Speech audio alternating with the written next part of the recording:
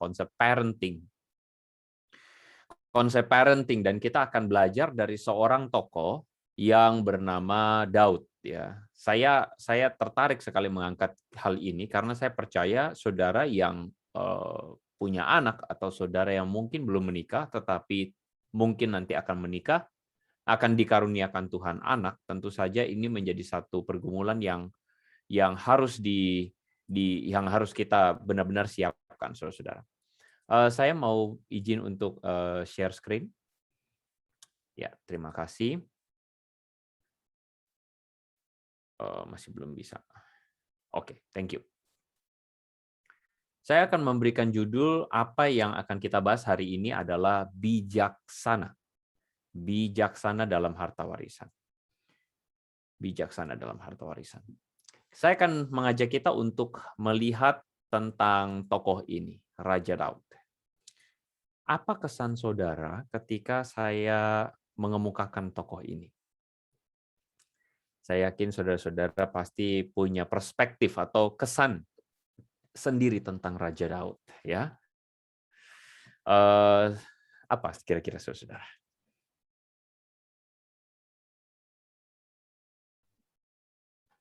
Iya, makasih. Saya merasakan dari Medan itu Roh Kudus berbicara kepada saya, ya. Bahkan sampai ke Malang itu suara Roh Kudus masuk ke sana, ya. Saya yakin saudara punya kesan yang sangat positif tentang Daud.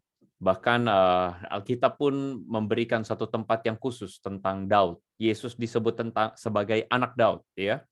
Daud ini adalah tokoh yang bisa kita katakan tokoh yang menarik, termasuk paling sering dikhotbahkan, paling sering dijadikan ilustrasi, dikisahkan, dijadikan bahan renungan, dikhotbahkan, bahkan anak-anak kita namanya Daud dan sebagainya, ya. Tapi kita ada satu sisi dalam kehidupan Daud yang kita jarang untuk diangkat, ya saudara, ya, yaitu mengenai bagaimana kehidupan keluarga dari Daud itu sendiri. Dan ini sedikit dibahas. Firman Tuhan dari 1 Raja-Raja pasal 5 sampai 7 dan ayat 11. Firman Tuhan berkata begini. Lalu Adonia, anak Hagit. Hagit ini siapa? Hagit ini adalah istri, salah satu istrinya Daud. Adonia, anak Hagit, berarti anaknya Daud, meninggikan diri dan berkata, aku ini mau menjadi raja. Dia melengkapi dirinya dengan kereta-kereta dan orang-orang berkuda serta 50 orang yang berlari di depannya. Selama hidup Adonia, ayahnya, yaitu Daud, perhatikan ini saudara-saudara, belum pernah menegur dia dengan ucapan, mengapa engkau berbuat begitu?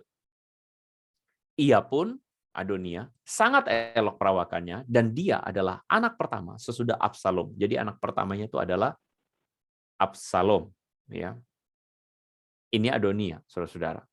Lalu kemudian maka berundinglah Adonia dengan Yoab, anak Zeruya, dan dengan Imam Abiatar, dan mereka menjadi pengikut dan pembantu Adonia. Perhatikan ayat 11-nya. Lalu berkatalah Nathan kepada Batsheba, ibu Salom. Siapa Batsheba? Istri Daud yang lain. Tidakkah engkau mendengar bahwa Adonia, anak Hagit, telah menjadi raja, sedang, perhatikan ini, Tuan kita Daud tidak mengetahuinya. Dalam konsep orang Timur, katanya banyak anak itu banyak rejeki. Betul nggak? Pertanyaannya banyak anak banyak rejeki atau banyak anak banyak masalah? Kalau sudah perhatikan di depan, itu adalah gambar istri-istri Daud. Ada Mikal, Ahinoam, Abigail, Maakah, Hagit, Abital, Egla, dan Batsheba. Dan masih ada istri-istri yang lain atau gundik yang lain. Paling tidak, saudara akan menemukan ada 8 istri Daud yang tercatat dan istri-istri yang lain. Dan anak-anak Daud, kalau saudara perhatikan ada Amnon, Kileab, Absalom, Adonia, Sefatia, Itream. Ada Simea, Sobab, Nathan, Salomo, saudara-saudara. Dan anak-anak yang lain. Saudara lihat ini keluarga Daud. Ya, dengan istrinya yang banyak dan anaknya yang banyak. Dan kalau saudara perhatikan apa yang terjadi dengan Daud? Yang terjadi dengan Daud dengan adanya banyak anaknya dia, banyak istri, banyak masalah dalam kehidupan dia. Makanya bagi istri-istri ini adalah satu dasar Alkitab yang paling kuat, saudara-saudara ya. Istri-istri untuk memperingatkan suami-suami agar jangan ngelirik orang lain ya. Ini Alkitab memberikan sebuah pengertian kepada kita, banyak masalah itu muncul ketika punya banyak istri. Kayak gitu. Daud itu adalah orang yang seringkali kita pikir, wah, raja yang luar biasa sukses. Daud itu tidak pernah kalah perang. Kalau saudara cari di Alkitab, tidak pernah dicatat dia kalah. Tidak ada. Tetapi, begitu luar biasanya dia memimpin Israel, ternyata begitu lemah pula dia memimpin keluarganya. Dia sangat lemah terhadap keluarganya. Dimulai dari begitu banyak istrinya dia. Yang kedua, kisah tentang Batsheba. Dia jatuh dalam perzinahan dengan Batsheba. Dia adalah seorang ayah yang lemah sekali. Kalau saudara baca bagian sebelumnya, ada kisah tentang Amnon dan Tamar. Amnon ini siapa? Amnon ini anak dari Ahinoam. Ya, anak dari Ahinoam. Amnon ini, saudara-saudara, memperkosa saudara perempuannya, yaitu Tamar, anak Maakah. Dan saudara tahu ketika terjadi peristiwa itu, apa yang Daud lakukan? Enggak ngapa-ngapain. Saudara bisa membayangkan anak saudara memperkosa saudaranya sendiri. Saudara sebagai orang tua ngapain? Daud tidak ngapa-ngapain. Bahkan kealpaan Daud atau ketidakinisiatifnya Daud itu, jadi Daud tidak mengambil tindakan apapun, itu membuat kakak dari Tamar, jadi kakak dari Tamar ini adalah anaknya Maakah ya, ini ya Absalom, itu dendam kepada Amnon dan akhirnya Absalom membunuh Amnon. Saudara tahu apa yang dilakukan Daud? Enggak ngapa-ngapain. Saudara lihat seorang raja yang begitu luar biasa, tetapi mandul sekali di dalam memimpin anak-anaknya, memimpin keluarganya. Absalom mengambil sebuah tindakan balas dendam kepada Amnon. Daud enggak ngapa-ngapain. Lalu kemudian terjadilah juga peristiwa bagaimana Absalom itu melakukan kudeta terhadap Daud. Apa yang dilakukan Daud? Nggak bisa ngapa-ngapain juga. Jadi Daud ini adalah seorang yang begitu lemah sekali di dalam keluarganya. Saya bukan mengajar saudara untuk, oh kalau begitu saudara memerintah keluarga dengan tangan besi. Bukan. Tetapi Daud ini tidak melakukan tindakan apapun. Yang terjadi adalah kemudian yang kita baca tadi. Tiba-tiba anak yang disebut sebagai Adonia tadi ya, anak dari Hagit ini saudara-saudara, itu kemudian ingin mengambil tahta Daud. Dan Daud tidak tahu sama sekali. Dan saudara tahu, Daud tidak pernah menyebut siapa yang akan jadi raja. Jadi saudara bisa lihat ya, seorang raja yang luar biasa, di luar begitu hebat. Tetapi dalam keluarga, pasifnya minta ampun. Saya menduga, menurut saya ya, karena istrinya kebanyakan. Jadi dia bingung mesti ngapain. Anaknya kebanyakan, jadi bingung saudara-saudara. Ya. Nah, saudara dari sini saya ingin mengajak saudara melihat. Mari kita belajar, melihat bagaimana Daud mewariskan tahtanya itu. Daud itu gagal. Mempersiapkan warisan adalah penting. Jangan diam. Dan saudara jangan lupa bahwa anak-anak itu punya natur dosa. Bisa lemah terhadap harta. Pak, saya sekarang nggak punya harta. Pak, saya cuma punya apa ya, rumah satu. Hati-hati. Rumah itu nanti diperebutkan. Ah, masa begitu, Pak? Anak-anak saya didik baik-baik. Oh, anak-anak kita punya natur dosa. Bisa lemah terhadap harta. Saudara tidak percaya? Saya berikan kepada saudara satu contoh bukan baru-baru ini ya, beberapa waktu yang lalu, gempar di Jakarta. Ya. Saya kira mungkin Pak Junjun juga tahu kisahnya ya, tentang kisah rumah duka. Satu rumah duka yang besar sekali yang terjadi sengketa di sana. Jadi ada rumah duka namanya Rumah Duka Heaven. Itu mengalami sengketa. Tanahnya itu saudara-saudara dieksekusi sama pengadilan karena ada sengketa antara ibu dan anak. Ya, anaknya ini saudara-saudara, jadi ada dua anak yang menggugat mamanya, yaitu namanya Edi Sujono dan Suwito Mulyadi ya. Jadi anak pertama sama anak kelima. Jadi kedua anak ini menganggap bahwa tanah di heaven itu, rumah duka itu adalah tanah warisan papanya. Jadi makanya mereka mau klaim. Tetapi sebenarnya yang terjadi, fakta sebenarnya si ibunya ini membeli tanah itu sesudah papanya meninggal. Dan akhirnya apa saudara? Akhirnya kedua anak ini berusaha mengambil alih tanah tersebut, lalu kemudian ibunya sendiri dideportasi. Ibunya dideportasi. Saudara bisa bayangkan? Ibunya dibikin satu ini tuduhan bahwa ibunya itu bukan warga negara Indonesia dan ibunya diusir pulang ke China. Namun akhirnya yang saya tahu berita terakhir adalah si ibunya ini akhirnya menang pengadilan, ya. Saudara lihat, anak bicara soal harta itu bisa jadi musuh buat mamanya. Untuk mama yang melahirkan aja bisa jadi musuh, apalagi untuk adik kakak. Saudara setuju dengan saya? Pak, jangan sampai Pak amit-amit sama anak saya. Iya, kita berdoa anak-anak kita nggak begitu. Amin? Enggak. Tapi, sekali lagi, jangan lupa anak-anak kita punya natur dosa. Ini contoh Robin menyimak dengan sangat teliti ya. Karena nanti kan dia akan menikah juga, punya anak juga. Saudara, itu penting sekali untuk orang tua itu sebenarnya. Nah, ini makanya kita harus bijaksana ya dalam hal ini ya.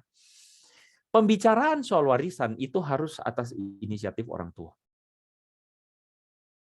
Tapi saya yakin kalau bicara soal ini nanti pasti anak-anak juga enggan. Kenapa? Karena loh, kok kayak ngedoain papa mama mati ya? Bukan, sama sekali enggak. Ya, ini memang kayaknya tabu, tetapi ini penting untuk dibicarakan. Ya. Oke, kita lanjut dulu ya. Saya tahu nanti akan banyak pertanyaan. Nah, pandangan budaya kita soal warisan adalah warisan itu adalah hak anak. Setuju tidak? Saya ingin mengajak saudara untuk memikirkan apakah betul warisan itu adalah hak anak. Ya. Memang hukum perdata di Indonesia itu mengatur hak waris jatuh pada pasangan dan anak-anak. Jadi hukum perdatanya itu adalah misal nih saudara-saudara ya, suami meninggal, maka hartanya akan dibagi dua. Setengah untuk istri, setengahnya untuk istri dan anak-anak. Itu hukum perdatanya begitu. Kok Bapak tahu? Iya, saya mengurus urusan orang tua saya meninggal, jadi saya ngurus urusan ini. Jadi hukum perdata yang saya tahu sejauh ini begitu. Kecuali nanti ada surat waris yang ditinggalkan oleh yang meninggal misalnya. Tetapi hukum perdatanya mengaturnya memang begitu. Tapi saudara-saudara, sekali lagi saya mau tanya, apakah betul harta warisan atau warisan itu adalah hak anak? Ingat, yang pertama, kebenaran pertama bahwa anak-anak kita punya natur dosa. Dan menurut saya, warisan itu bukan hak anak. Loh, kalau gitu hak siapa dong, Pak? Tetangga? Bukan. Warisan itu adalah hak orang tua. Saudara, saya tanya, saudara jawab jujur. Gak usah buka mic, nggak apa-apa. Berapa dari anak-anak saudara yakin bahwa harta saudara adalah milik mereka? Saudara nggak usah jawab. Jawab dalam hati. Berapa banyak dari saudara, anak-anak saudara, Pak, anak saya masih kecil, Pak. Ya udah, mereka juga belum mikir, ya. Nggak apa-apa. Ya, nggak usah diajak mikir kalau masih kecil, nggak penting. Tapi ketika sudah dewasa, berapa banyak dari anak-anak saudara berpikir bahwa apa yang saudara punya itu adalah milik mereka? Kenapa begitu? Ya karena tradisi kita membuatnya begitu. Dan ini sepanjang saya pelayanan menjadi salah satu sumber pertengkaran yang hebat di kalangan jemaat. Apalagi menyangkut ketika orang tua meninggal. Pertengkaran hebat luar biasa. Saudara bisa jadi musuh. Kenapa? Karena mereka menganggap bahwa ini hak saya. Rumah papa itu hak saya. Rumah mama atau tanahnya mama itu hak saya. Saya ulang ya, saudara harus belajar mengedukasi anak-anak saudara bahwa warisan itu bukan hak anak, tapi warisan itu hak orang tua. Kenapa begitu? Saya tunjukkan kepada saudara prinsip biblikalnya. Saudara harus melihat warisan itu adalah anugerah. Amin. Bagaimana kita mengajar anak kita bahwa anugerah itu adalah pemberian Allah yang sifatnya adalah cuma-cuma. Bukan karena kita punya hak untuk mendapatkan pemberian Allah. Saudara setuju dengan saya? Itu anugerah. Anugerah itu adalah Tuhan tidak wajib kasih. Tetapi Tuhan mau kasih kepada kita. Sedangkan kitanya sendiri tidak layak untuk mendapatkan. Saudara, tolong didik anak-anak kita prinsip anugerah ini baik-baik. Jangan sampai anak kita besar dengan pemikiran bahwa orang tua saya ya punya segalanya dan segalanya itu punya saya. Kenapa begitu? Saudara, saya ingat sekali saya mengajar waktu itu di Universitas Kristen Petra. Waktu saya sedang mengajar, saya cukup exciting, saudara-saudara. Dan waktu dikasih, wah kira-kira jurusan mana nih saya dapat nih, dapat ngajarnya nih. Nah ternyata salah satu jurusan yang saya ajar itu adalah manajemen pemasaran kalau saya nggak salah, manajemen pemasaran. Wah saya langsung udah ngerti, waduh ini saya udah tahu kira-kira anak-anaknya bakal gimana mentalitas kuliahnya. Kenapa? Saudara, kampus Petra itu kampus yang cukup besar di Surabaya. Biasanya disebut kampusnya orang-orang kaya. Kenapa? Karena anak-anak orang kaya masuk di situ. Tujuannya apa? Tujuannya supaya dapat ijazah. Dapat ijazah selesai, anak-anaknya akan pegang usaha orang tuanya. Itu tradisi orang Surabaya kayak begitu. Sehingga anak-anak yang masuk kuliah di Petra, menurut saudara mereka niat tidak kuliah di Petra? Nggak niat. Jadi mereka datang ke kuliah, ke kampus itu, cuman buat gegayaan doang. Bawa mobil sport, gitu kan ya. Pakai dandan, kalau orang Surabaya bilang macak-macaan gitu ya. Macak sana sini begitu saudara-saudara, kayak pergi ke mall. Jadi orang bilang kampus Petra itu ada 3 gedung besar. Ya. Salah satu gedung yang itu tuh gedung T, Tenggo ya. Gedung T itu gedungnya anak-anak manajemen. Sedangkan saya anak teknik itu gedung P, Papa ya. Nah, biasanya ada sebuah jokes di kalangan kita anak teknik. Kalau mau cuci mata, pergi ke gedung T. Karena di situ nanti ada meme-meme, ya, ada ceme-ceme gitu, yang cakep-cakep, yang cantik-cantik, yang berdandan kayak ke mall. Ya pergi aja ke sana begitu, ya. Karena mereka memang tidak niat pergi kuliah. Mereka hanya niatnya apa? Niatnya cuma dapat ijazah, lulus, selesai. Waktu saya ngajar di sana, saya udah tahu mentalitasnya kayak begini, saudara-saudara. Kenapa begitu? Ya karena mereka dibesarkan dengan perspektif bahwa saya akan mewarisi usaha papa saya. Saya akan mewarisi usaha orang tua. Jadi saya nggak usah repot-repot. Hati-hati saudara-saudara kalau kita jadi orang tua, membesarkan anak kita, mentalitasnya kayak begitu. Jangan lupa, kita orang tua dipercayakan Tuhan membesarkan anak-anak kita. Betul ya? Ketika kita membesarkan anak-anak kita, anak-anak ini milik siapa? Milik Tuhan. Kalau ini milik Tuhan, kita punya tanggung jawab untuk menanamkan sebuah pengertian yang benar. Bagaimana mereka menghargai hidup, bagaimana mereka menghargai harta milik. Bukan sebagai milik mereka untuk difoya-foyakan, tetapi sebagai apa? Sebagai anugerah dari Tuhan. Sehingga orang tua pun harus memberlakukan prinsip anugerah ini. Loh Pak, apakah kalau begitu nanti anak saya kalau makan mesti bayar? Bukan begitu, saudara-saudara. Tentu nggak sampai gitu amat. Tetapi maksud saya adalah bagaimana kita membuat anak-anak kita memahami bahwa ini bukan milik mereka dan mereka bebas untuk memfoya-foya. Karena warisan ini adalah anugerah, maka tidak ada keharusan sama sekali bagi orang tua untuk membagi sama rata. Nah, ini nanti saudara ya, saya yakin nanti akan ada sedikit perdebatan soal ini. Saya ingin mengajak kita untuk melihat. Saudara, warisan, bahkan saya ingin stretch lebih jauh ya. Warisan itu tidak harus jatuh pada anak. Loh Pak, kalau gitu pasangan? Pasangan harus. Harus. Saudara dipersatukan di dalam Tuhan. Amin. Jangan begitu langsung dari sini, wah dari sharing contoh Andre, warisan tidak harus kasih ke pasangan. Bertobatlah ya. Hartamu adalah harta pasanganmu. Tetapi belum tentu harta anakmu. Loh, oke. Kita coba lanjut dulu ya. Saudara, saya ingin mengajak saudara untuk melihat dua prinsip ini penting ya. Ketika nanti satu saat anak saudara besar, anak saudara sudah cukup dewasa, udah misalnya katakanlah kuliah ya atau bekerja, saya mendorong saudara mulai bicara itu soal anak itu mungkin sudah SMA akhir ya, menggumulkan soal kuliah. Nah, itu harus diajak bicara soal harta. Dua prinsip penting untuk membagi warisan. Prinsip pertama adalah prinsip kebutuhan. Manakah di antara anak-anak ini yang paling membutuhkan?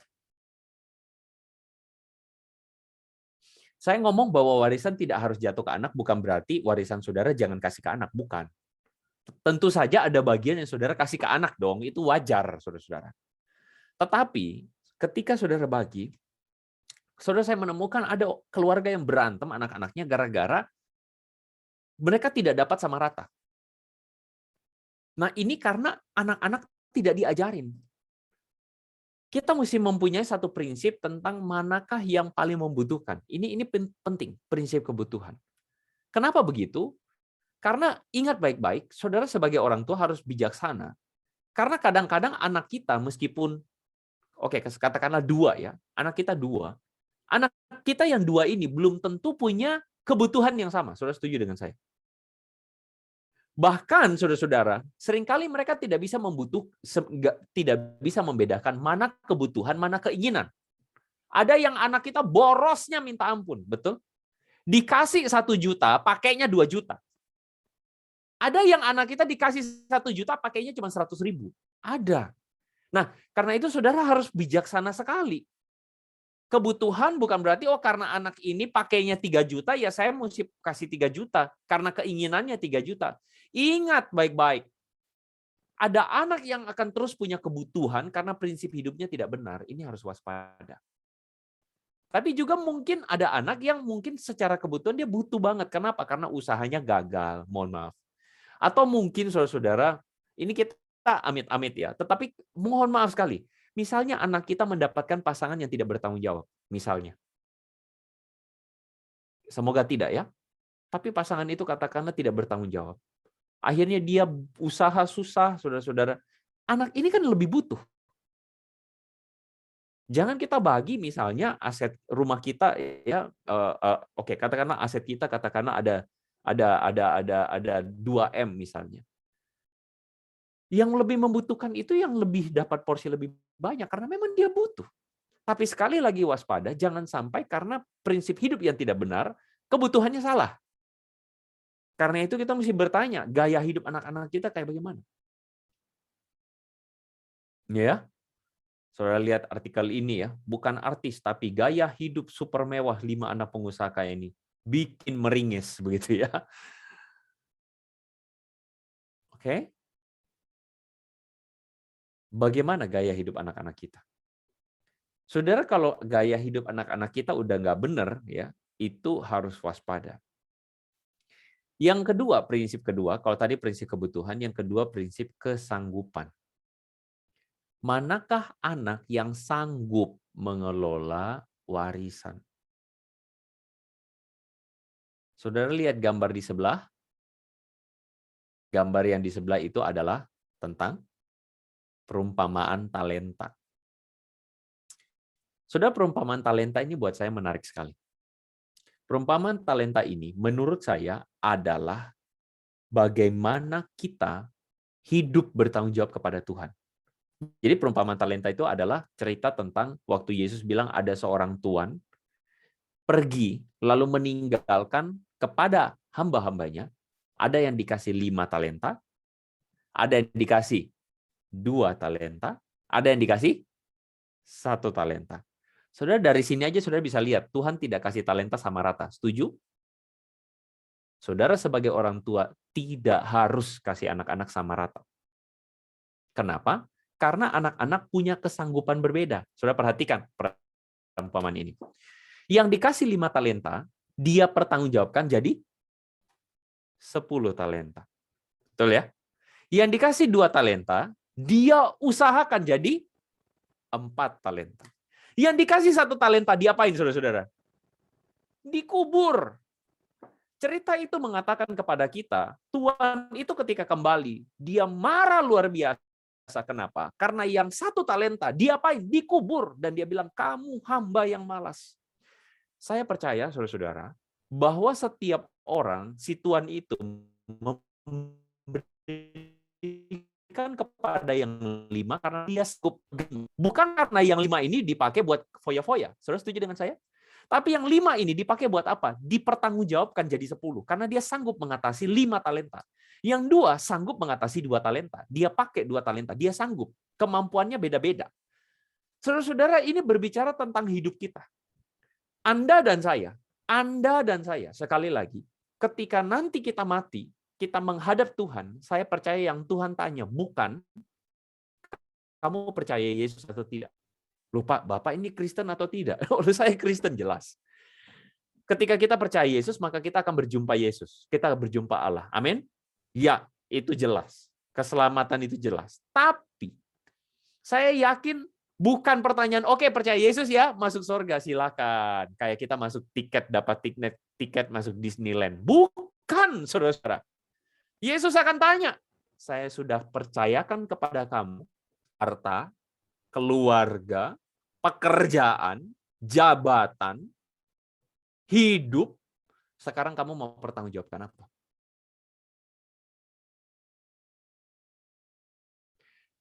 Kamu pakai semua yang sudah Tuhan kasih itu untuk jadi berkat atau tidak? Itu akan Yesus tanyakan. Ingat itu baik-baik. Semua kepercayaan yang Tuhan kasih, berkat-berkat itu, Tuhan akan minta pertanggungjawabkan kepada kita satu persatu. Kepintaran saudara, Tuhan akan minta pertanggungjawaban. Tuhan akan minta betul-betul kepintaran itu kita pakai untuk jadi berkat atau jadi kutuk buat orang. Kecantikan yang Tuhan kasih itu pakai buat jadi berkat atau jadi kutuk atau jadi jerat buat orang. Kemampuan yang Tuhan kasih, bikin kue, masak, itu Tuhan akan minta pertanggungjawaban. Kita pakai buat apa? Itu loh yang terjadi nanti ketika kita berjumpa Tuhan. Sehingga dalam konsep inilah kita harus membesarkan anak-anak kita. Maksudnya adalah anak-anak kita pasti punya kesanggupan berbeda. Amin. Anak-anak kita punya kesanggupan berbeda dalam mengelola harta warisan. Sehingga prinsipnya harta yang kita kasih kepada mereka harus kita pikirkan dalam konteks berpikir bahwa anak-anak ini apakah sanggup mengelola dan mempertanggungjawabkan harta ini di kemudian hari. Kalau dia sanggup mempertanggungjawabkan, berikan kepada dia. Tadi prinsip pertama adalah apa? Kebutuhan. Prinsip kedua adalah kesanggupan. 2 prinsip ini penting. Ini adalah perspektif kita sebagai orang tua, ya, yang berhikmat melihat semua yang Tuhan kasih kepada kita pertanggungjawabkan. Kita tuh kayak bendaharanya Tuhan. Kita tuh kayak manajernya Tuhan, yang Tuhan percayakan. Saudara punya usaha rumah makan, Tuhan percayakan rumah makan buat saudara-saudara untuk dipakai baik-baik, jadi berkat buat orang. Tentu saja jadi berkat juga buat keluarga, menafkahi istri, menafkahi anak-anak. Amin. Jadi berkat buat pelayanan di gereja. Amin. Itu penting. Karena itulah yang Tuhan kasih, Tuhan percayakan. Kalau anak kita tidak mampu untuk meneruskan bisnis rumah makan, jangan kasih.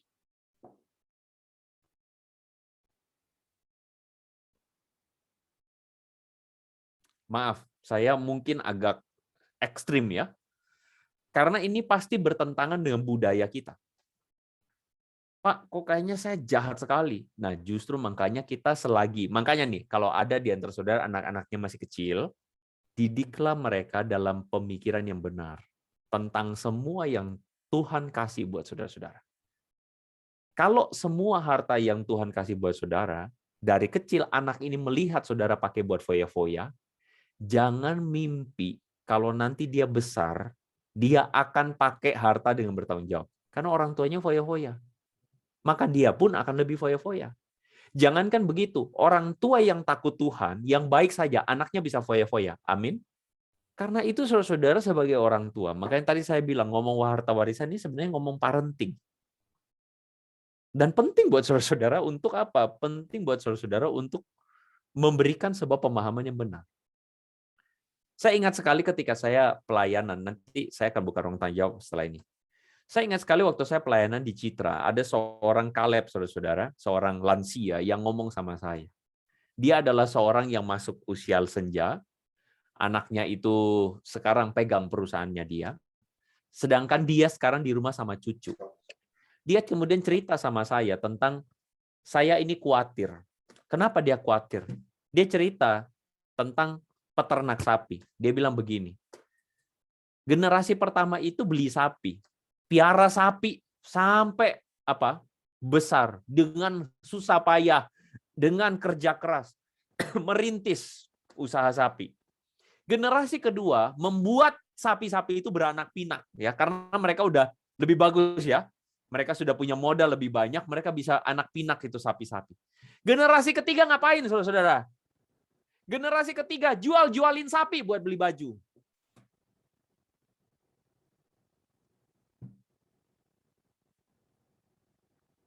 Oke. Asuk yang cerita sama saya itu ngomong sama saya tentang kekhawatirannya tentang cucunya dia. Yang begitu foya-foya karena papanya kaya. Dia bilang saya sebagai kungkung, saya khawatir. Oke, saya sampai di sini. Mungkin ada yang mau tanya jawab. Saya masih ada lanjutan ya. Jadi apa yang seharusnya nanti kita wariskan itu saya masih ada lanjutan. Tapi mungkin ada yang mau tanya jawab. Silakan. Ya, silakan saudara-saudara bagi yang ingin bertanya dulu sampai sini. Saya pikir bagus sekali topiknya pada malam hari ini ya. Bagus ya contoh ya. Tadinya pikirnya kok aneh ya mau bahas harta warisan ya gitu ya. Nah, ternyata kan. Oke. Ya, saya merasa ini pasti ada. Silakan Bu Mutiara. Contoh Andre, terima Ya, Bu. kasih. Topiknya menarik, isinya lebih menarik. Thank you. Oh, sinyalnya putus ya kayaknya. Lagi. Saya agak kaget. Ini Ya. hubungkan harta warisan dengan talenta. Benar-benar buat kita ini, benar ya. Jika kita memberikan harta yang banyak sekali pada dia nggak sanggup kelola dengan baik, terakhir sapi dijual untuk beli baju. Itu kan jadi beban. Ya, ini adalah sesuatu topik yang bagus sekali. Tapi kita hidup di Indonesia dengan semua anak dan istri punya hak yang sama. Kalau kita bagi tidak rata, yakin di antara mereka itu akan cemburu sosialnya tinggi. Bagaimana kalau contoh ini, bahan ini kita share kepada anak-anak, jadi mereka ngerti yang jadi anak, orang tua jadi ngerti jadi orang tua, anak-anak ngerti jadi anak-anak. Akan diberi sesuai dengan talenta yang diberi. Jadi bukan semua anak agak keputus ya. Hartanya sama rata. Tapi hari ini saya benar jadi sadar Tuhan aja memberi talenta, tidak pernah semua orang sama. Tuhan memberi beban talenta besar, beban kita juga besar. Jika ini memang harus dipikirkan kembali. Atau saran ke pemerintah Indonesia, warisan adalah hak orang tua. Jadi Iya. Bagaimana saran contoh? Iya. Thank you, Bu. Thank you. Saya tahu, sekali lagi makanya tadi saya ngomong ya, tradisi dan kebudayaan di Indonesia itu membuat seolah-olah anak itu punya hak untuk hartanya orang tua. Menurut saya itu keliru, ya. Nah, cuman sekali lagi, memang betul hukum perdata mengaturnya demikian, ya, mengaturnya demikian. Karena itu hukum yang sudah diturunkan. Tetapi memang makanya saya yakin betul waktu saya ngomong ini nanti saudara pasti resah karena saudara bingung bagaimana menjelaskan kepada anak-anak yang memang sudah terpola pemikirannya bahwa ini perusahaan papa nanti punya saya. Itu hati-hati. Karena memang tidak mudah. Makanya berbahagialah saudara yang anak-anaknya masih kecil. Karena saudara masih bisa membentuknya dengan lebih mudah. Tetapi kalau yang sudah dewasa, itu susah. Apalagi yang sudah, maaf ya saudara-saudara ya, sudah mapan, yang sudah kebetulan sudah pegang perusahaan saudara juga, atau sudah punya posisi, itu susah. Jadi saya mohon maaf kalau misalnya bikin saudara pusing gitu ya, bikin saudara bergumul, mohon maaf gitu ya.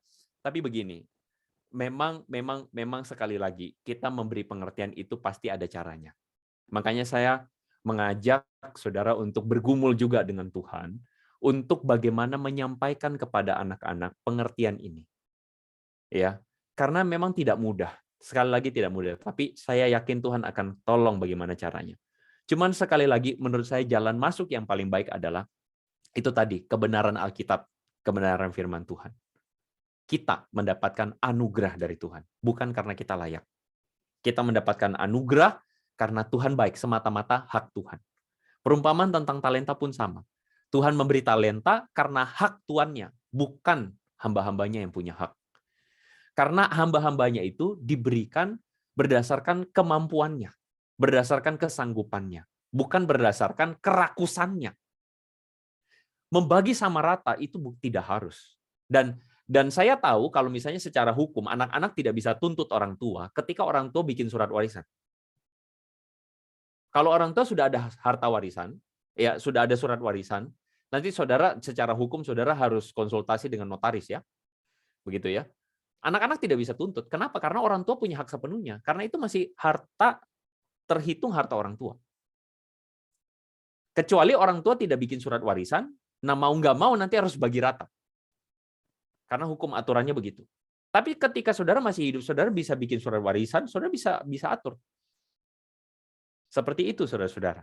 Cuman menurut saya, alangkah baiknya jika itu tidak semata-mata diselesaikan secara hukum.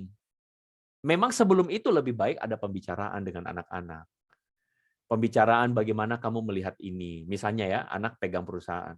Atau katakanlah anak pegang rumah makan. Bagaimana kamu melihat rumah makan ini? Kamu bisa nggak jalanin baik-baik? Kamu ini loh, kerinduan mama, kerinduan papa, rumah makan ini kamu pakai, jangan lupa orang kecil misalnya.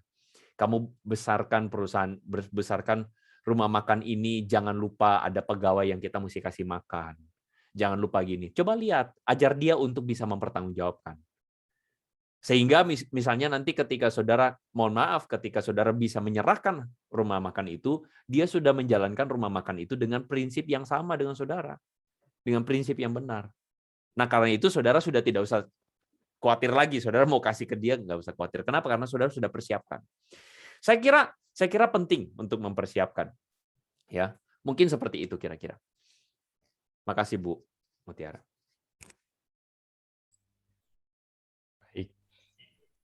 Mungkin dari Bu Mutiara. Oh. Ya, Sinyalnya putus. Ya, Bu, sorry, putus-putus. Sesi contoh bagus sekali. Push ya. Ini menjadi suatu masukan yang sangat berharga untuk kami. Ya. Sama-sama. Okay. Baik. Apakah ada dari saudara-saudara yang ada pertanyaan mungkin ya? Yang mungkin masih belum paham ya, ini warisan bukan hak anak, tapi adalah hak dari orang tua. Tidak. Silakan. Bahkan orang tua pun sebenarnya kalau pikir-pikir itu haknya Tuhan kan sebenarnya. Ya. Karena Tuhan yang percayakan. Kita manajernya ya gitu. Iya, ya. kita tuh manajernya. Itu betul-betul. Makanya saya bilang kadang-kadang di gereja ini kita tuh lupa mengingatkan bahwa kita tuh penata layannya Tuhan. Semua yang dipercayakan Tuhan tuh kita tuh penata layannya. Gitu ya. Oke, silakan. Silakan, apakah ada yang ingin bertanya? Silakan saudara-saudara. Ya, Ciwati, silakan. Nah. Ya, contoh saya mau bilang gitu. Kok seandainya tadi yang contoh bilang, memang kita betul ya, memang kita bisa melihat anak-anak kita itu dia apanya di mana gitu. Cuman apakah ketika kita membagikan tidak sama rata, itu bisa timbul kecemburuan pertama yang seperti yang dilakukan apa juga kadang akhirnya jadi bunuh-membunuh karena itu. Karena kecemburuan ya akhirnya membunuh karena dia tidak mengerti, yang dia tahu semestinya harta warisan itu dibagi sama rata, kan gitu. Jadi itu bagaimana pula gitu. Dan bagaimana pula kalau memang nggak ada punya harta gitu. Mungkin yang dibagi kalau kita sama sekali nggak punya harta ya. Mungkin yang paling apa itu adalah harta yang terbaik adalah membimbing anak-anak kita itu datang kepada Tuhan gitu. Karena harta yang terbesar itulah pengenalan mereka itu akan Tuhan gitu. Sehingga kalau seandainya ada terjadi permasalahan tadi pembagian harta warisan atau apa, mereka tidak saling cemburu ataupun tidak saling bunuh-membunuh gitu. Jadi menurut saya seperti itu. Bagaimana tanggapan contoh tentang ini gitu? Nanti soal itu saya akan lanjutan ya. Jadi ada lanjutan nanti saya akan jelasin ya tentang makanya kita mesti memberikan harta warisan yang sebenarnya tuh apa ya. Karena kita tuh seringkali berpikir harta warisan tuh hanya berupa angka, berupa aset ya. Itu keliru tuh ya. Saya kira gitu ya. Dan yang kedua tanggapan saya adalah sekali lagi saya tidak setuju jika harta warisan harus bagi sama rata. Itu saya tidak setuju karena saya menganggap bahwa harus berdasarkan dua prinsip tadi, kebutuhan dan kesanggupan.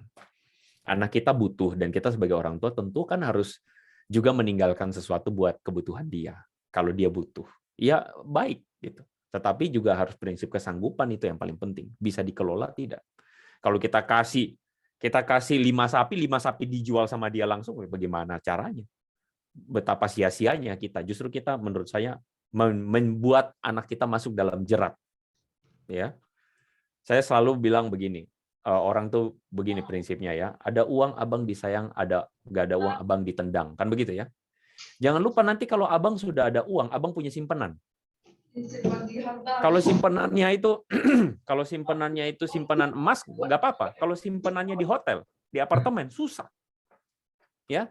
Jadi jangan sampai karena ada saya ketemu banyak kasus di mana anaknya ini tiba-tiba dapat warisan ya. Wah, langsung udah hidupnya rusak langsung. Gara-gara warisan. Ngapain kita kasih warisan kalau anak kita jadi rusak? Anak kita nggak sanggup. Nggak usah makanya. Lebih baik nggak usah. Nah, ini nanti saya akan ngomong setelah ini tentang warisan itu sesungguhnya itu apa. Terima kasih. Oke, berarti sebenarnya dengan kata lain ini bukan tidak boleh sama rata, tetapi tidak harus sama rata. Seperti itu ya mungkin atau Andre ya. Ya. Yang paling prinsipnya adalah anak-anak itu ketika kita mau kasih warisan, mereka itu harus bisa sanggup mengelola itu dengan baik. Dan memang juga ada kebutuhan untuk hal itu. Silakan, bagi saudara-saudara ada yang ingin bertanya atau contoh Andre mau lanjut dulu, silakan. Saya lanjut dulu kali ya. Ya. Supaya nanti kalau mau tanya lagi boleh. Prinsip yang penting sekali adalah yang perlu kita kembalikan tanya sama diri kita adalah kenapa kita ada di dunia. Saya percaya bahwa panggilan orang Kristen adalah untuk membangun kerajaan Allah. Membangun kerajaan Allah itu sedang berbicara tentang kita ada di dunia untuk berkontribusi dengan semua yang Tuhan percayakan. Kebetulan tadi di awal saya senang sekali kita sempat ngobrol ya tentang, ini saya cuma ambil contoh, saya permisi ya, tentang rumah sakit yang dibangun di beberapa kota ya. Murni Teguh. Menurut saya ini adalah panggilan Tuhan. Untuk apa? Untuk menjadi berkat lebih banyak orang, kepada lebih banyak orang. Apalagi di masa seperti ini. Saya tahu susahnya setengah mati, ya. Pasti bergumul, begitu ya. Cuman itulah hidup. Hidup itu berbicara tentang apa yang kita berikan atau apa yang kita pakai, hidup kita pakai untuk kemuliaan Tuhan. Saya hanya bisa ketawa ketika lihat ada orang yang berpikir kemuliaan Tuhan itu adalah kita sebagai orang Kristen memuliakan Tuhan. Bagaimana caranya memuliakan Tuhan? Menyanyi memuji Tuhan.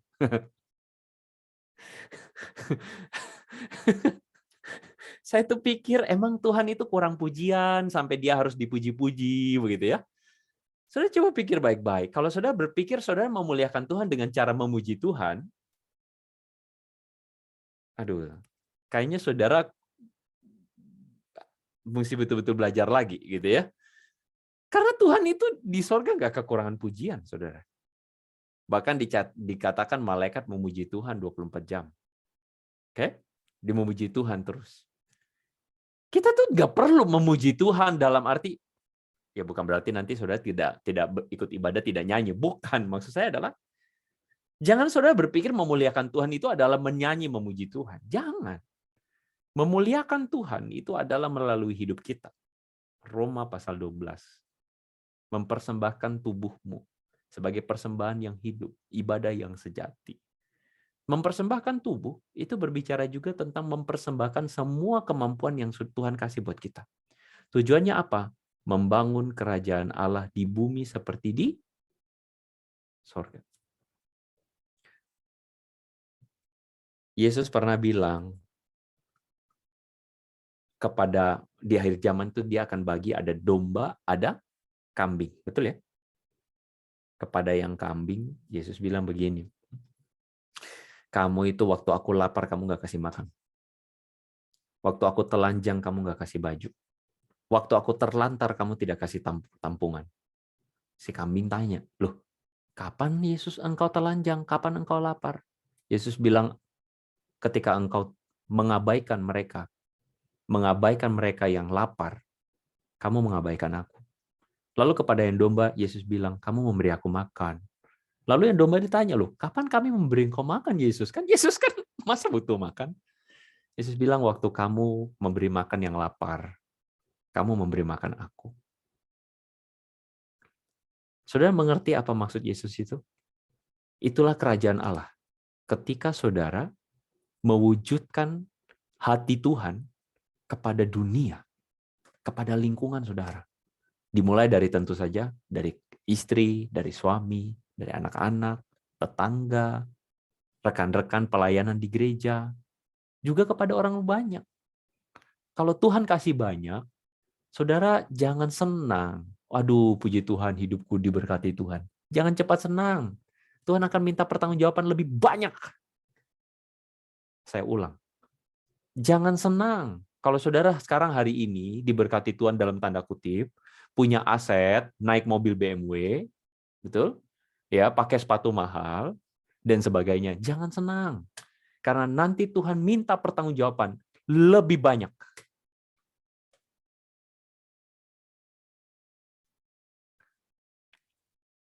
Tujuan kita adalah membangun kerajaan Allah. Dan ini adalah satu hal yang harus kita punya sebagai orang tua. Dan ketika orang tua punya mental seperti ini, saya percaya anak-anak melihat. Anak-anak menyaksikan teladan ini. Dan itulah yang kita harapkan akan kita wariskan kepada anak-anak. Jadi yang kita wariskan bukan hartanya aja. Tapi yang kita wariskan adalah keteladanan kita, toh. Teladan iman, teladan nilai hidup kita, teladan karakter kita, saudara, dan juga tujuan hidup kita. Jadi warisan itu, sedih sekali saudara, kalau saudara hanya bisa mewariskan, hanya sebatas uang di tabungan. Sedih sekali. Saudara hanya mewariskan STNK, BPKB mobil motor. Sedih sekali. Saudara hanya bisa mewariskan rumah. Sedih sekali. Jangan saudara mengatakan, aduh Pak, saya nggak punya apa-apa, saya nggak bisa wariskan apa-apa. Salah dan keliru. Teladan iman, nilai hidup, karakter, tujuan, itu yang harusnya saudara wariskan. Ini yang paling penting untuk saudara wariskan kepada anak-anak cucu saudara. Dan sekali lagi, buat saudara, saya percaya, ketika Tuhan mempercayakan banyak, Tuhan kasih harapan, saudara akan mempertanggungjawabkan dengan baik. Seperti yang dikasih 5 talenta, saudara lihat, 5 talenta itu Tuhan kasih berdasarkan kemampuanmu untuk bisa pakai 5 talenta. Amin. Kalau saudara dikasih 2, nggak usah protes lihat yang 5. Kenapa dia 5? Nggak usah. Kenapa? Karena kesanggupan saudara 2. Nah, lebih cilaka yang cuma dikasih 1, sanggupnya 1, tapi dikubur. Nah, itu kurang ajar. Amin. Oke, saya sampai di sini, saudara. Silakan mau tanya jawab. Thank you Contoh Andre. Ini saya pikir ini kan sudah di-record ya, nanti akan ditaruh di YouTube juga. Saya harap setiap kita ini ya, benar-benar ini boleh menjadi prinsip gitu ya, untuk setiap orang tua juga. Karena ini semua ya dimulai dari orang tua, dimulai dari setiap kita ya. Saya nanti juga akan menjadi orang tua, gitu ya. Ya, jadi saya mesti memulai diri saya dengan gaya hidup, dengan prinsip-prinsip Alkitab seperti ini. Seperti itu, yaitu mementingkan bahwa bagaimana saya itu bisa hidup jadi berkat gitu kepada orang-orang sekitar, sehingga nanti anak-anak akan melihat kita, dan itu yang mesti kita jadikan mereka, prinsip hidup mereka juga seperti itu. Silakan saudara-saudara jikalau ada yang ingin bertanya tentang harta warisan ini ya. Pak Iwan. Ya, Pak Iwan. Terima kasih Contoh Andre. Saya mau share sedikit ya, mungkin untuk teman-teman semua. Ulasan yang diberikan tadi, renungan yang diberikan tadi memang terjadi dalam hidup saya secara pribadi. Yang pertama, warisan yang diwariskan oleh papa mama kandung ya maksudnya. Saya kan 5 bersaudara, laki-laki semua. Jadi mama saya kan bulan Juni kemarin baru dipanggil Tuhan, papa sudah dipanggil Tuhan 2018. Jadi bulan Juni 2021 kemarin mama sudah dipanggil Tuhan. Jadi papa mama mempunyai anak 5, laki semua. Papa mama punya usaha di Pasar Klewer, mungkin Juanto Andre tahu. Robin tahu, mempunyai usaha untuk konveksi grosir baju bagaimana, punya rumah yang saya tinggali pada saat kecil sampai saya keluar ke Medan itu, rumah itu pun juga besar di jalan yang cukup besar, cukup apa namanya, untuk kalau dihitung NJOP-nya sekarang pun juga udah luar biasa tinggi, apalagi di Solo. Di Solo itu kan, kalau di Solo kota itu kan nilainya pun juga hampir rata-rata kayak Jakarta itu tuh, karena lahannya kan kecil. Tapi puji Tuhan, karena kita keluarga dididik oleh Kristenan, kita 5 bersaudara itu tuh ikut Tuhan dari kecil sampai sekarang ini. Jadi pada saat kita mulai start dari pada saat papa meninggal, itu pun juga dari kita 5 bersaudara pun juga tidak ada terbersit satu orang yang untuk menuntut hak warisan. Dan kemarin Juni mama dipanggil Tuhan pun juga tidak ada. Karena bagi kita ber-5 bersaudara, seperti tadi Contoh Andre bilang bahwasanya harta yang di dunia ini kan titipan dari Tuhan. Memang kebetulan kita ber-5 bersaudara mempunyai usaha masing-masing, ya istilahnya tidak berkekurangan lah kita 5 bersaudara ini. Untuk istilahnya kalau namanya berkecukupan itu kan relatif ya, ada yang berkecukupan lebih, ada yang memang udah cukup dan sebagainya. Tapi overall sih kita 5 bersaudara berkecukupan. Jadi kita untuk mama yang baru meninggal bulan Juni kemarin belum ada, kalau papa kemarin ada suruh bikin ahli waris ya. Aku nggak tahu sih, biasanya yang ngurus semua itu kan koko yang pertama. Tapi kita tetap merelakan itu semua. Yaitu tadi kuncinya didikan secara rohani ya. Sehingga bisa anak-anak dari papa mama, maksudnya kita 5 bersaudara itu bisa seperti ini. Itu yang pertama. Yang kedua, warisan sekarang yang saya alami di sekarang ini, yaitu di pihak mertua. Mertua saya meninggal tahun 2020 bulan Februari. Jadi istri saya itu punya 3 bersaudara. Yang pertama adalah laki-laki, yang kedua adalah istri saya, yang ketiga adalah adik ipar cewek juga, berarti 3 bersaudara. Abang ipar tidak percaya Tuhan, adik ipar juga tidak percaya Tuhan. Cuma dalam keluarga di istri itu, istri saya yang Kristen ke Tuhan. Meninggal dari mertua 2020 Februari, abang ipar ini menuntut hak warisnya.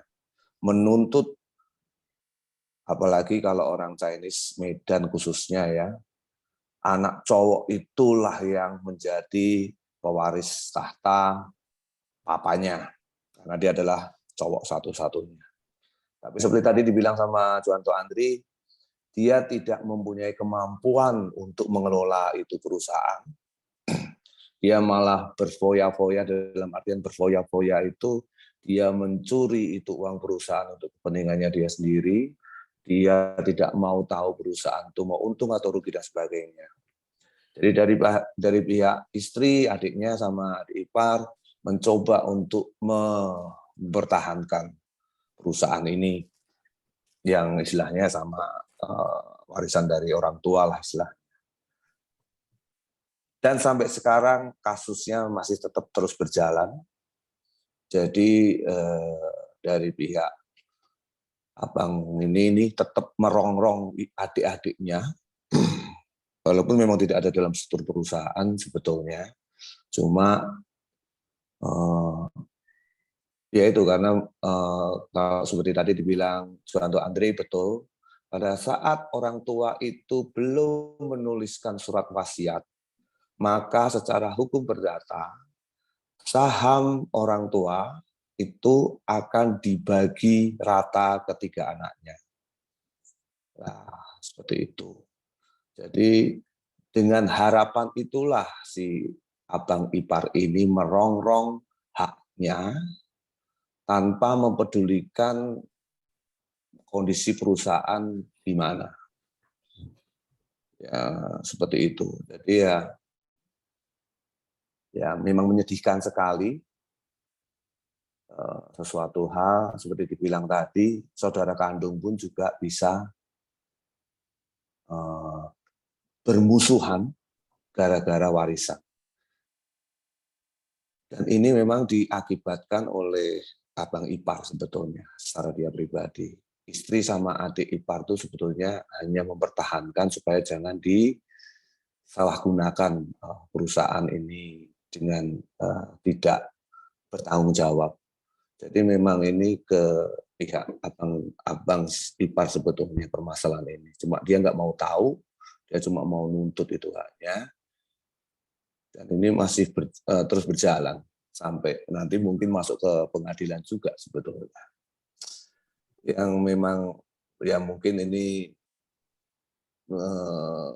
aib keluarga, tapi kita semua adalah saudara di dalam Tuhan. Saya pun juga minta dukungan, doa dari teman-teman sekalian supaya masalah ini segera bisa selesai, bisa ada solusinya. Tapi sharing saya hari ini sebetulnya ya ingin menegaskan sih, didiklah anak kita nanti sesuai dengan ajaran firman Tuhan. Secara benar. Mudah-mudahan dengan pertolongan dari Tuhan, anak-anak kita nanti pun juga bisa mempunyai hati yang rela pada saat dia diberi 1 talenta, 2 talenta, atau 5 talenta. Mereka akan bertanggung jawab untuk memberdayakannya. Tapi pada saat anak-anak kita jauh daripada Tuhan, jauh daripada ajaran firman Tuhan, itulah yang terjadi sekarang ini, yang saya alami di keluarga istri. Demikian sharing dari saya, Tuhan. Terima kasih. Makasih Pak Iwan. Iya, dari sharing Pak Iwan saya juga jadi pikir ya, kadang orang pikir nggak ada harta masalah. Ada harta lebih banyak masalah juga ya. Bisa banyak masalah jadi berantem. Ya itulah, begitulah hidup. Ya Pak Iwan semangat. kita terus dukung ya di dalam doa untuk Pak Iwan dan juga keluarga supaya kiranya bisa ada jalan keluar nanti yang bisa disediakan. Begitu. Ya itu tadi Thank you. sharing dari Pak Iwan ya memang menegaskan ya bahwa memang sangat penting khususnya bagi orang tua untuk boleh menanamkan prinsip firman Tuhan ya di dalam khususnya dalam harta warisan ini sejak dini sudah mesti kita tanamkan dalam pikiran mereka seperti itu, dan juga sebagai orang tua mesti bisa menjadi teladan yang baik kepada mereka. Silakan bagi saudara-saudara yang ingin bertanya ya, atau ada yang ya, silakan Pak Cuncun atau Bu Mutiara. Cuncun. Ya, Pak Cuncun. Yang contoh tadi bilang itu. Wah, sinyalnya putus lagi. Ya, bentar. Pak Cuncun. Putus. Iya, keputus tadi. Oke. Ya, silakan, tadi Pak. kan dibilang talenta 5, 2, 1. Kadang kita belum tahu talenta siapa yang lebih di 5 atau 2, 1. Anak-anak itu. Kan kayak gitu. Seperti saya sendiri lah. Saya waktu dipindah ke Medan, saya nggak tahu saya ada talenta apa. Ya, kalau bilang itu 1 mungkin. Nah, tapi saya lihat di belakang hari terus Tuhan kasih kesempatan. Jadi ya bukan talenta saya rasanya udah hebat, tapi saya rasa ada kemajuan lah talenta itu. Nah, itu gimana kita bisa nilai anak kita talentanya Putus lagi. di sampai kan gitu. Ya, itu jadi kita kan belum tahu talenta ini di 5 atau di 1. Kan butuh waktu untuk proses. Ya. Nah, kayak gitu. Jadi belum tentu si kecil karena terlambat untuk ikutin atau pengalaman belajar masih kurang. Ya. Nah, jadi kita masih belum tahu kali lah talenta si anak itu. Jadi kami butuh hikmat dari Tuhan. Ya. Itu. Ya, thank you. Makasih Pak Cuncun. Ini menarik sekali pertanyaannya. Saya percaya bahwa justru kita ketika diberikan anak, salah satu tanggung jawab orang tua itu adalah membesarkan. Dan membesarkan itu adalah tumbuh besar bersama-sama dengan anak ini. Jadi anak ini bukan, kalau saya lihat orang dulu ya udah yang penting kasih makan lepas. Tapi saya percaya sebagai orang tua Kristen itu saya bilang, ngomong-ngomong saya bilang ada 2 pekerjaan paling susah di dunia ini. Pertama adalah menjadi suami atau menjadi istri. Itu pekerjaan paling susah. Saudara sadar tidak? Saudara itu lagi melakukan pekerjaan paling susah di dunia. Karena itu menuntut sepenuh hati saudara, ya, untuk mengasihi pasangan. Itu menuntut merendahkan diri, merendahkan hati. Amin. Itu pekerjaan pertama paling susah. Pekerjaan kedua paling susah, jadi orang tua. Karena jadi orang tua itu apa? Saudara bukan cuma pedulikan untuk kasih makan dia, tapi saudara juga harus temani dia tumbuh besar bersama-sama. Jadi ketika dia tumbuh besar, saudara mesti lihat tuh anak ini, apakah dia tuh kira-kira anak ini dia punya talenta di mana, anak ini punya skill di mana, karakternya bagaimana. Saudara tanamkan dia nilai-nilai dia, apakah ada anak yang cepat mengerti, betul ya. Tapi ada anak tuh yang bebal. Bebal itu saudara-saudara dibilangin sekali, 2 kali, 3 kali nggak masuk-masuk.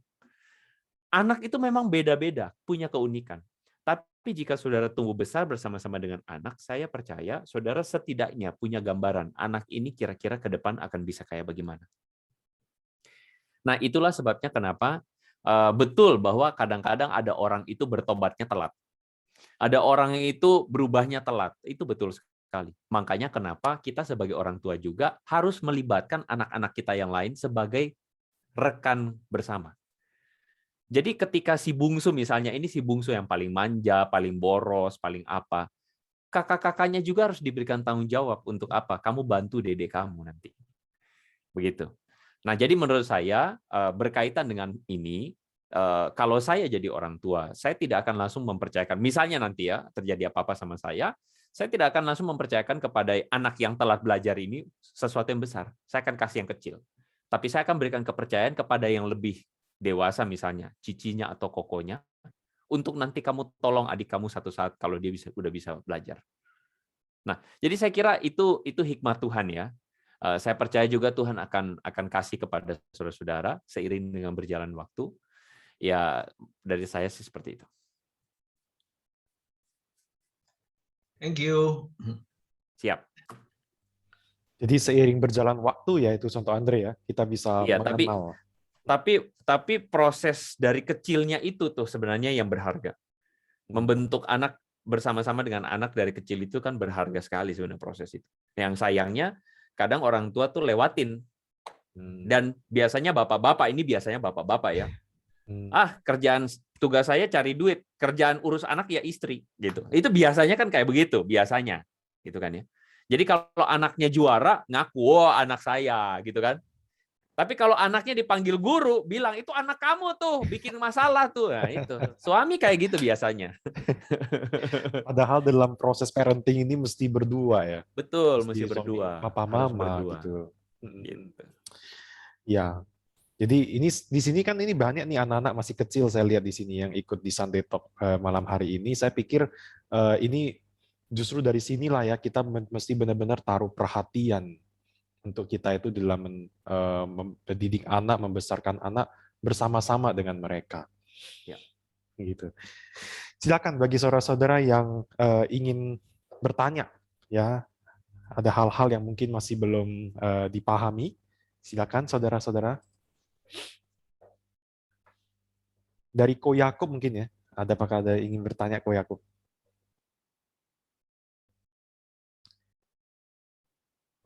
Atau dari saudara-saudara lain? Coba saya pengen lihat dulu. Ini kan mati kamera kan ya, jadi kita nggak bisa lihat ekspresi. Yang paham gitu ya, yang paham merasa diberkati ya, paham dengan materi pada hari ini. Silakan saudara-saudara boleh mungkin coba kasih reaksi begitu ya. Nah, seperti ini gitu loh. Nah, iya. Siap. Ya, Ciwati, silakan. Contoh Andre, kalau menurut saya gitu kan, kalau mengenai harta warisan, terkadang kita ada dengar banyak kita dengar berita orang kaya gitu kan. Terkadang dia belum meninggal, dia sudah memberikan harta warisannya kepada anak-anaknya. Terakhir yang terjadi apa? Dia diusir oleh anak-anaknya gitu. Jadi memang kalau dilihat memang lebih baik memang harta warisan itu diberikan ketika kita sudah meninggalkan dunia ini gitu. Pertama, kedua, dan saya lihat juga memang yang tadi contoh bilang betul, sangat betul, dan apa yang dialami oleh Pak Iwan juga adalah satu contoh juga gitu kan. Jadi kita bisa belajar dari kehidupan kita yang dari teman-teman ataupun yang lain yang sudah mengalaminya gitu. Jadi menurut saya harta warisan itu memang kalau ada harta kita gitu ya, maksudnya yang di dunia gitu atau apa, ketika kita berikan warisan itu ketika kita sudah meninggalkan dunia ini gitu, kita sudah persiapkan memang dari waktu kita masih hidup gitu. Terkadang biasa memang orang merasa tabu yang menceritakan hal-hal seperti itu, tapi ketika kita sudah mempersiapkan itu, jadi kita juga tidak membuat anak kita itu jadi berkelahi kan karena harta warisan gitu. Jadi memang lebih bagus memang sudah dipersiapkan tapi tidak diberikan pada saat kita hidup gitu. Apakah itu boleh seperti itu? Iya, kalau saya sih kunci pertamanya itu mempersiapkan. Jadi mempersiapkan itu kan berbicara bukan hanya cuma tahu-tahu ngomong harta warisan ya, tapi anak itu betul-betul kita belajar, kita ajak dia untuk berpikir, ini harta ini punya siapa, harta ini adalah kepercayaan Tuhan, harus dipakai bukan hanya untuk dinikmati, tapi dipertanggungjawabkan sama Tuhan. Nah, itu bagian dari mempersiapkannya. Dan yang kedua, saya juga setuju sekali, ini saya mau ngomong nih sedikit ya. Jangan saudara berpikir jadi orang tua itu kasih semuanya buat anak. Oke. Jangan saudara jadi orang tua yang kasih semuanya buat anak. Terus nanti dengan harapan anak piara saudara. Jangan. Sebagai orang tua Kristen, saudara harus punya mental begini. Anak punya hidupnya masing-masing. Pada akhirnya nanti hanya saya dan istri. Atau istri dan saya. Atau saya dan suami maksudnya ya. Pada akhirnya hanya kami berdua yang akan menjalani hidup sampai tua. Jangan punya pikiran gini, oh kasih anak investasi. Ya, ini biasa tuh ya, besarin anak investasi. Nanti supaya apa? Kalau semua jadi orang, setoran masuk gitu ya, kasih mama papa. Nah, itu pemikiran duniawi sekali. Keliru sekali itu pemikiran kayak begitu. Saudara jangan berpikir, oh ada orang tua saya temukan kasus gini. Belum apa-apa udah bagi-bagi harta, bagi buat anak-anak. Akhirnya apa saudara? Dia masuk panti jompo. Sedih sekali. Kenapa? Karena salah pemikiran gitu loh, saudara-saudara. Makanya saya bilang, hati-hati sekali lagi dengan harta. Harta itu bisa bikin anak-anak berantem. Harta itu bisa bikin anak-anak egois. Harta itu bisa bikin anak-anak lupa diri. Berbahagialah saudara yang punya anak yang tidak dikuasai oleh harta. Berbahagialah. Berbahagialah kalau saudara punya anak itu enggak egois. Memang betul mereka bisa jatuh dalam dosa, tapi berbahagialah saudara kalau saudara punya anak itu bisa dipercayakan. Itu bahagianya luar biasa, saudara. Itu tanggapan dari saya. Ya. Apakah sudah dimengerti Ciwati? Atau ada pertanyaan lanjutan mungkin? Ya, yang nggak mengerti. Makasih contoh. Ya, Oke. sama-sama. Baik, apakah dari saudara ada yang ingin bertanya? Mungkin dari King tadi saya sorry loh, saya tuh udah matikan tadi sebelumnya itu ya. Silakan. Apakah tadi ada ingin bertanya? Tadi ada nyalakan soalnya. Silakan. Enggak kok, enggak, tadi memang lagi di mute, enggak apa-apa. Oh, oke. Oh, apakah ada pertanyaan maksudnya?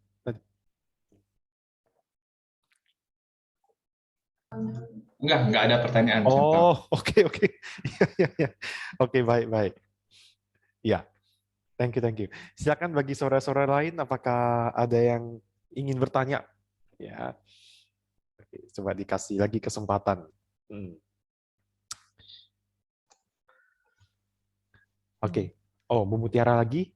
Oke, silakan Bu Mutiara. Yang lain lagi persiapan pertanyaan, saya tanya dulu ya. Contoh pada saran saya, walaupun anak talentanya tidak Putus lagi. sama besar. Sorry Bu, bisa diulang? Ya, saya rasa talenta anak mungkin tidak semua sama. Tapi kalau bagaimana kita memberi saham yang sama untuk semua anak, akan tetapi operasional kita memberikan kepada anak yang memang mampu dan cakep. Jadi sehingga dia bisa kelola dan mengembangkan usaha. Tapi dividen bagi-bagi hasil kan semua bisa nikmati. Kalau dengan cara ini ada nggak solusi? Atau yang pinter kita kasih banyak-banyak, yang nggak pinter kasih sedikit, yang membutuhkan kita kasih sebagian. Mana menurut contoh yang lebih wise gitu? Iya. Terima kasih, Bu. Ini pertanyaan ini menarik.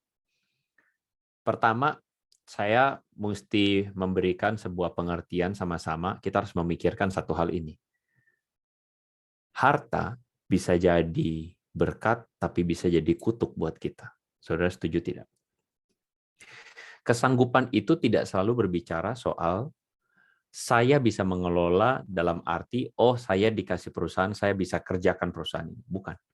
Tetapi ketika saya dikasih uang saku sebagai anak, saya dikasih uang saku katakanlah 1 juta, saya pakai untuk apa 1 juta itu? Tiba-tiba dari yang 1 juta dikasih, itu tadi saya sempat mention ya, dikasih 10 juta, kaget, nggak siap gitu, punya 10 juta, dipakai untuk yang enggak. Jadi harta itu bisa jadi kutuk buat anak.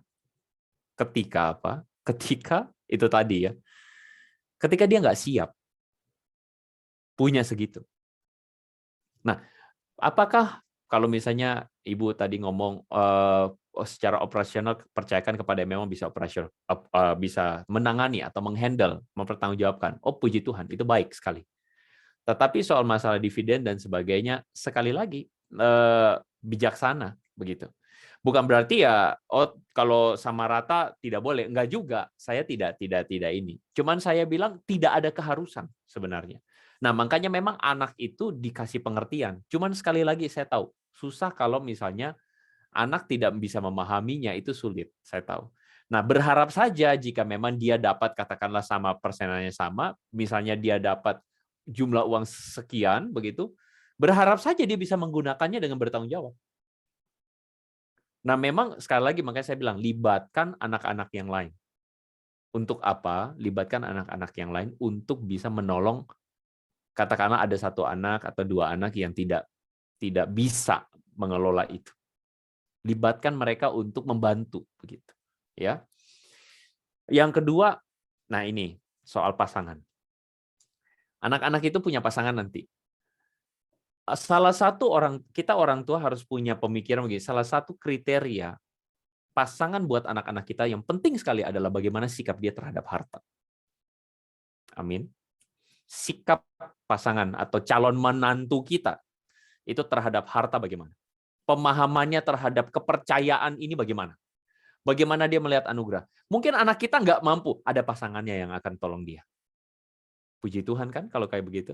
Nah, makanya pilih pasangan menantu juga itu memang harus bijaksana, ya. Dan yang ketiga, saya percaya bahwa tidak selalu anak kita dapat semua. Saya percaya bahwa bisa jadi kita bisa kasih kepada orang lain selain anak kita. Begitu. Misalnya orang yang kita tahu bahwa dia bisa memakai ini untuk kemuliaan Tuhan misalnya. Ya, misalnya ada orang atau pegawai yang sudah lama ikut kita.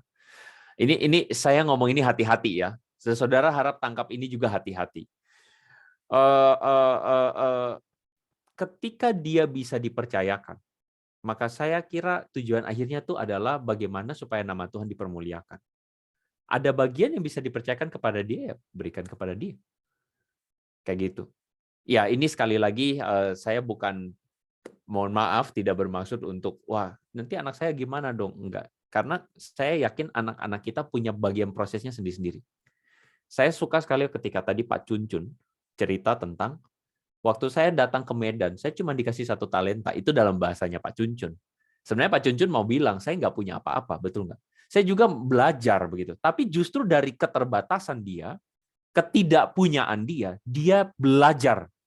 Saudara bisa lihat nggak bahwa berkat kepada anak kita nggak selalu kita kasih banyak. Malah mungkin waktu dia dapat sedikit, dia bisa belajar banyak. Itu respon saya. Makasih. 谢谢传道，bagus. Push. Ya, thank you Contoh Andre. Oh, silakan. Tambahan dikit tadi Contoh Andre bilang, yaitu warisan orang tua Papa Solo. Dia ada, karena kita 5 anak-anaknya itu sudah berkeluarga sendiri, sudah punya usaha sendiri. Pada saat Papa meninggal, di saldo rekeningnya itu ada sejumlah uang. Jadi kita 5 bersaudara itu berdiskusi, ini uang gimana? Mau diapain? Karena kita berlima tidak butuh, ya udah sumbangkan ke gereja, dibagi. Wow. Ada yang di mana, kan kita 5 bersaudara itu memang kebanyakan di Kalang Kudus sih. Tapi ada satu abang tetua yang di GKI. Ya udah, mana setiap kita 5 bersaudara masing-masing mempunyai bagian kan, tunjuk ke gereja mana yang akan kita berikan ini uang. Jadi memang itu sih puji Tuhan yang saya alami untuk didikan dari orang tua, dan saya pun juga berusaha semaksimal mungkin supaya anak-anak saya pun juga bisa seperti itu kemudian hari. Itu. Sekian, amin. Puji Tuhan. Thank you Pak Iwan sharingnya. Keren. Ya, thank you Pak Iwan untuk sharingnya. Baik, saudara-saudara, apakah ada satu orang lagi yang mungkin ingin bertanya seputar hal ini? Yang paling penting adalah kita mesti bisa mendidik ya anak-anak dengan baik. Oke, tidak ada ya. Baik, saya pikir ini semua sudah memahami itu ya. Saya mau kasih tambahan sedikit dong. Oh, silakan contoh dari. Sekalian nanti Kalau untuk kesimpulan. biasa kebiasaan. Kalau saudara punya berkat, saudara pertimbangkan untuk bikin sebuah sistem atau sebuah lembaga yang nanti bisa jadi berkat buat banyak orang. Jadi ibarat saya punya 10 sapi, saya akan alokasikan 2 sapi mungkin untuk jadi peternakan baru supaya jadi berkat buat orang. Begitu saudara. Jadi nggak selalu 10 sapi saya bagi rata, katakanlah anak saya 5, saya bagi 2, enggak. Tapi saya akan mungkin alokasikan 2 sapi untuk jadi yayasan. Untuk jadi apa? Untuk apa? Untuk bisa jadi berkat buat orang. Ya, kalau dari saya sih begitu, menanggapi apa yang Pak Iwan tadi juga bisa sharingkan ya. Bisa juga kasih ke rumah Tuhan yang memang betul ada sebuah proyek nyata atau uangnya memang dipakai dengan jelas. Sekali lagi hindarkan, saudara, tapi saya percaya nggak terjadi di BCS ya. Tapi ada tuh di gereja-gereja tertentu, oh yang penting kasih buat Tuhan. Tapi naif, kasihnya buat hamba Tuhan dipakai buat beli BMW. Buat saya sih ya itu naif ya. Itu ya kalau semua jemaatnya naik BMW ya nggak apa-apa, hamba Tuhannya naik BMW ya. Kalau buat saya ya. Tapi ada yang naif akhirnya kasih terus kemudian ya memperkaya. Padahal seharusnya kasihlah kepada lembaga gerejanya agar dipakai dengan nyata gitu. Jangan kasih kepada perorangan dan akhirnya ujung-ujungnya ya nggak jadi apa-apa itu untuk kemuliaan Tuhan. Itu poin saya, saudara ya. Jadi kesimpulannya adalah amin, Tuhan memberkati. Kesimpulannya adalah saudara, ini adalah tanggung jawab yang Tuhan kasih. Kalau misalnya Tuhan mempercayakan kepada kita talenta, maka kita mesti mengerti bahwa semua yang kita punya itu adalah kepercayaan dari Tuhan untuk dipertanggungjawabkan kepada Tuhan. Saya yakin ketika nanti kita kembali, kita akan diminta pertanggungjawaban soal itu, dan berbahagialah kita jika kita bisa mempertanggungjawabkannya dengan baik di hadapan Tuhan. Dan kita melihat anak-anak kita menghidupi warisan yang sama, iman, keteladanan, nilai hidup, dan bahkan tujuan hidup yang sama yang kita punya, ya. Bahkan mungkin anak-anak kita lebih hebat lagi dipakai Tuhan. Puji Tuhan, begitu ya. Ya, saya kira itu yang jadi kebanggaan terbesar dari seorang orang tua kepada anak-anaknya. Saya kira itu saja ya. Oke, thank you banyak contoh Andre untuk materi yang boleh dibagikan kepada setiap kita di sini Jemaat BCS Medan. Biarlah kita boleh sungguh-sungguh mengingat materi ini dan kita benar-benar mau menjadi orang tua yang bisa mendidik anak dengan baik, menanamkan prinsip-prinsip Alkitab kepada setiap mereka. Mari saudara-saudara kita tundukkan kepala kita mau bersatu hati, kita mau berdoa. Mari kita berdoa. Bapa dalam sorga, terima kasih untuk materi yang baik yang boleh kami terima pada malam hari ini.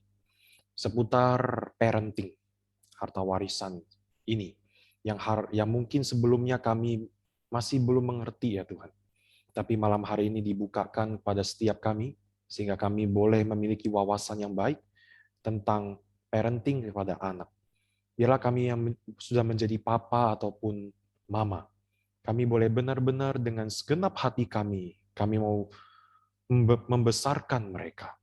Kami dengan sepenuh hati kami mau memberikan yang terbaik untuk mereka, bukan hanya harta, tetapi bagaimana kami bisa mewariskan iman, nilai hidup, keteladanan hidup kami, itu kami mewariskan pada mereka. Dan Tuhan tolong untuk setiap papa mama yang hadir pada saat ini, supaya kami boleh sungguh-sungguh memiliki prinsip-prinsip Alkitab dalam kehidupan kami. Tujuan hidup kami bukan untuk menumpuk kekayaan, tapi tujuan hidup kami adalah kami mau menjadi berkat untuk semakin banyak orang yang ada di sekitar kami ya Tuhan. Tuhan yang boleh tolong setiap kami, sehingga pada akhirnya nanti anak-anak boleh melihat dan boleh meneladani kehidupan setiap kami pada orang-orang tua nantinya. Terima kasih Tuhan yang memberi terus tambah-tambahkan hikmat pada setiap kami, bagi anak-anak yang masih kecil, Tuhan yang berikan hikmat pada mereka, supaya bisa mendidik mereka, menanamkan prinsip-prinsip Alkitab dalam hidup setiap mereka. Dan Tuhan kami berterima kasih untuk contoh Andre yang sudah menyampaikan materi malam hari ini. Engkau kiranya yang boleh terus menyertai, memberkati pelayanan contoh Andre Tunggal di dalam gereja, nanti akan ke sinode, dan kemudian pada pelayanan di dalam YouTuber, kiranya Tuhan yang terus memberikan dia kekuatan, semangat, sukacita di dalam pelayanan yang dia lakukan, sehingga ia boleh semakin menjadi berkat lebih banyak orang lagi, semakin banyak orang yang boleh dijangkau olehnya. Terima kasih Tuhan kepada malam hari ini, kami sebentar lagi nanti akan beristirahat, kami serahkan waktu istirahat kami ke dalam pimpinan tangan. Di dalam nama Tuhan Yesus Kristus kami bersatu hati berdoa. Amin. Amin. Terima kasih. Contoh Andre, mari saudara-saudara kita menyalakan kamera. Jadi ini kita ada tradisi juga ya. Thank you ya, contoh Andre. Sia-sia, Sama-sama contoh. Pak Junjun, Bung Tiara, saudara. Thank you, Contoh. Sama-sama, Bu Wati. Ini bagus sekali. Jangan bosan-bosan, kami nanti undang lagi. Siap. Ya. Siap. Oke. Mari yang belum nyalakan kameranya, silakan saudara. Seperti ini aja ya. Oke, yuk. Mari kita mengabadikan momen yang berharga ini ya. Oke, Kan baru siap apa dia, fitness dia. siapa? Iwan. Oh. Oke, 1, 2, 3. Oh, sorry. 1, 2, 3. Kok nggak bisa ya, maaf ya. 1, 2, 3. Oke. Ya, 1, 2, 3. Oke. Oke, saudara-saudara, selamat malam. Terima kasih semua saudara-saudara. Tuhan Kami siap. memberkati. Contoh Andre, Tuhan memberkati Malam semuanya. Bye-bye. Baik.